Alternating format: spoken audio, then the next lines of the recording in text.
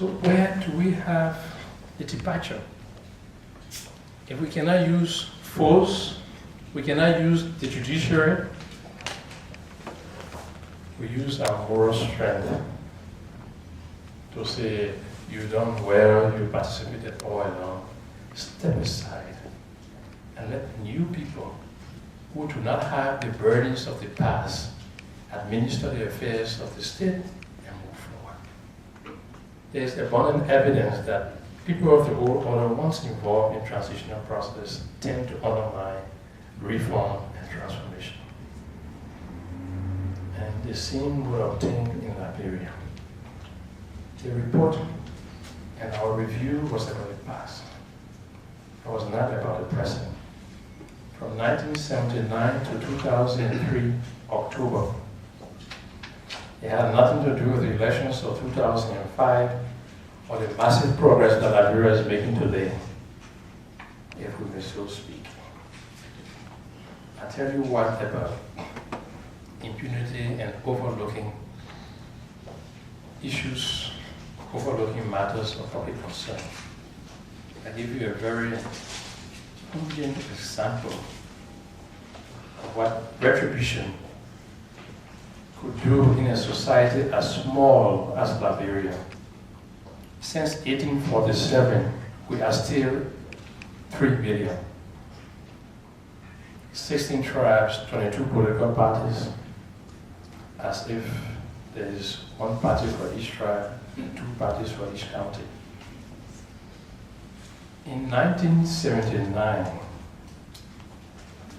the government decided that because of economic hardship around the world, it will no longer continue to subsidize Liberia's staple, which was rice. And so there was a proposal, not a decision, it was just a proposal to increase the price of rice. No one trusted that it was a proposal meant for public debate or dialogue. Everybody just concluded that it was a plan of government to increase the price of rice. And then in 1979, we had a riot because 150 persons perhaps decided to demonstrate. And the government says if you go in the street and demonstrate, we'll shoot on sight. At that time, there was maybe 1 or 2 radio stations, all controlled by the government. So people in all the suburbs, they didn't know that a demonstration was pending. But the government went on the national radio and announced that a demonstration is being planned for this day. And tell your children if they come in the street, we'll shoot them on sight. So the government became the mouthpiece for those who were organizing the demonstration. So the government popularized the demonstration. And true to the defiance of the people that came out, there was shooting. People died. People were buried in mass graves.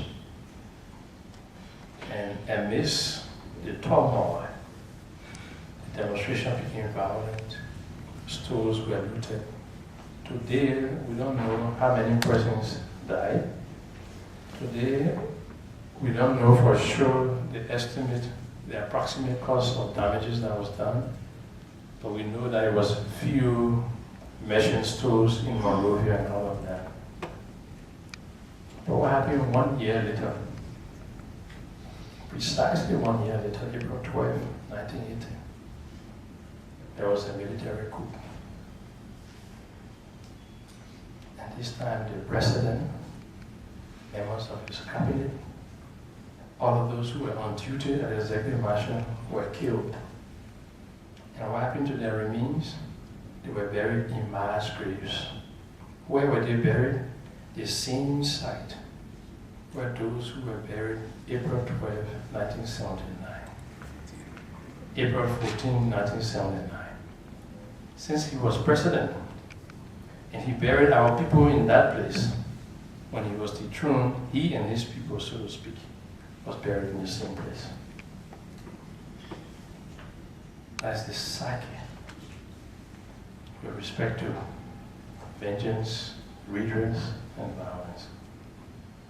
Fast forward 1990, the TRC identified more than 200 mile strips all around the country. Monrovia alone has over 150 mile strips.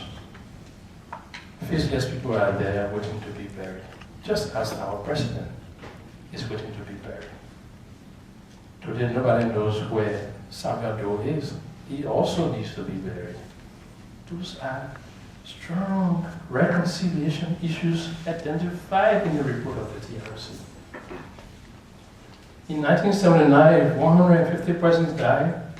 2003, 350,000. In 1979, if only stores of machines in Monrovia were destroyed, 2003, the entire country. Every Liberian here experienced one form of looting or another. According to UN statistics, Liberia experienced the highest rate of displacement ever recorded during conflict. More than 1/5 of the population was displaced. And after all of that, learning from the lessons of the past, who knows if Torba had investigated the 1979 rights riots and there were credible actions taken to address the wrongs that were committed, all of us would have been spared. A lot of us were young children at the time. So where we sit, we wonder what future our children will have. That is why we think there should be no stepping down on the need to address the issues of the TRC and implement all the recommendations of the TRC. Politicians, as someone was just telling me during lunch, the conflict always had primary and secondary actors. And in Liberia, we would have been there foolish. They ignored the fact that politicians were in the board meetings, were raising funds, and were giving these guys who were warlords the opportunity to fight and have access to arms. We dare not ignore that reality. And that's part of the reason why there's a lot of quietude about the war in Liberia. Because people think the scores have been settled. They now know who did what, when it happened, why it happened. At the commission, we didn't bother with the philosophy of the war, whether it was a just war. But what we did realize was the consequences of the war, and we're authorized to document and investigate. There are attempts to implement the recommendations. That is why I'm very happy that this forum is being held, and I'm honored by the invitation, because the TRC provides that civil society and international community should lobby to ensure that recommendations are implemented. Maybe during question and answer period, we'll elaborate more on what is being done to implement recommendations. But that's a responsibility that rests squarely with the chief executive. And she's done some good things in that direction. Whether in good faith or as a politician, we count it as the first significant step necessary or towards implementation. By receiving a report, acknowledging the report, and pledging a commitment to implement the recommendations. And she's gone beyond that.